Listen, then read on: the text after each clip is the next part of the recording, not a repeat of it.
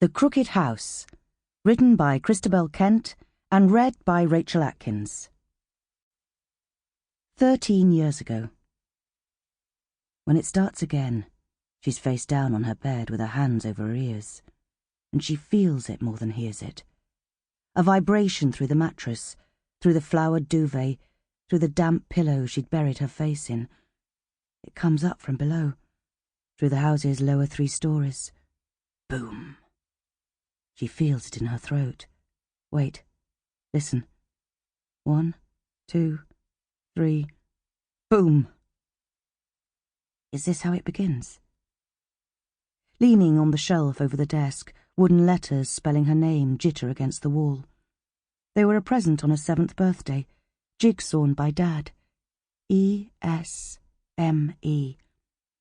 The family'd just moved in, unloading their stuff outside this house they called the Crooked House, she and Joe, as the sun went down over the dark marsh inland. Creek House to Crooked House, after the tilt to its roofline, its foundations unsteady in the mud, out on its own in the dusk.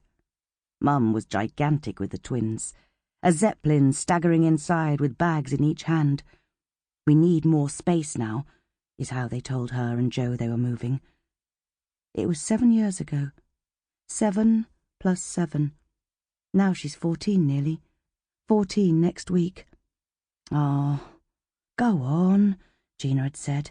Just down it. Then, changing tack, you can give it back then. Esme's been back an hour.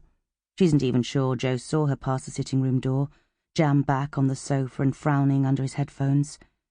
Since he hit 16, he'd stopped looking anyone in the eye. The girls, a 2-headed caterpillar in an old sleeping bag on the floor, wriggled back from in front of the TV, twisting to see her.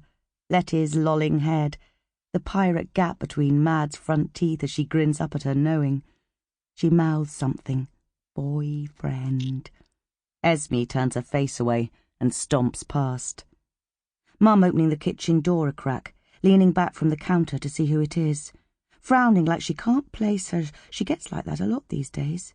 What are you doing back? Esme doesn't answer. She's taking the stairs 3 at a time, raging. Outside, the dark presses on the window. The squat power station stands on the horizon. The church out on the spit that looks no bigger than a shed from here.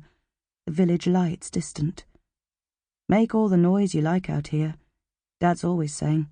No one can hear. Hands over your ears, and never tell.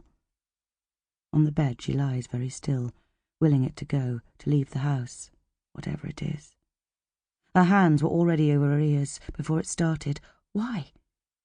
The boom expands in her head, and she can't even remember now. All she knows is she was standing at the window. Now she's on the bed. She grapples with detail. She heard a car. There were voices below in the yard, and after, noises downstairs. Something scraping across the floor, a low voice muttering, and she didn't want to deal with it, with his questions.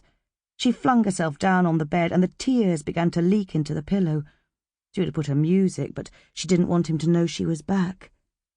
Now, a sound, a human sound, just barely. A wounded shout, a gasp, trying to climb to a scream that just stops. Vanishes. And in the silence after it, she hears breathing, heavy and ragged, up through 3 stories and a closed door. It is as if the house is breathing. And Esme is off the bed, scrabbling for a place to hide. Boom! On the marsh behind the house, there are the remains of an old hut with a little rotted jetty. The tide is beginning to come up, gurgling in its channels, trickling across the mud that stretches inland, flooding the clumps of samphire and marsh grass and the buried timbers. Behind her, the house stands crooked in the wind, freshening off the estuary. The lights of the police cars come slowly, bumping down the long track, an ambulance, the cablet. It is 3 in the morning, but the inky dark is already leaching to grey behind the church on the spit. One of the coldest June nights on record, and it takes them a while to find her. She doesn't make a sound. Chapter 1.